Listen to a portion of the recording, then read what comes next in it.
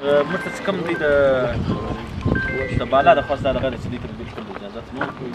ځکه چې دلته حالات دی نه دي چې موږ ته اجازه درکړي باسه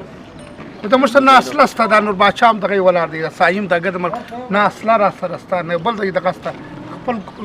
خپل وطن مو دی دغه له چمن نه ځو په پرلت کې شرکت کوو برته ځو خدای خاص هغه خو ده یاره خو د موږ ته خاص کار د امن امان دغه شته په دا وجه موږ ته دلته پرلت دی د پرلت کې څه جذباتي تکرونه څه دی دغه وشي ځکه چې دلته حالات موږ دا وایي چې نشي په دا وجه نو په اوس د حالات نور باچا ډېرې خرابوي که څنګه چې ډېر نو نو برابر پر دا مې کوی راني شوې دا څنګه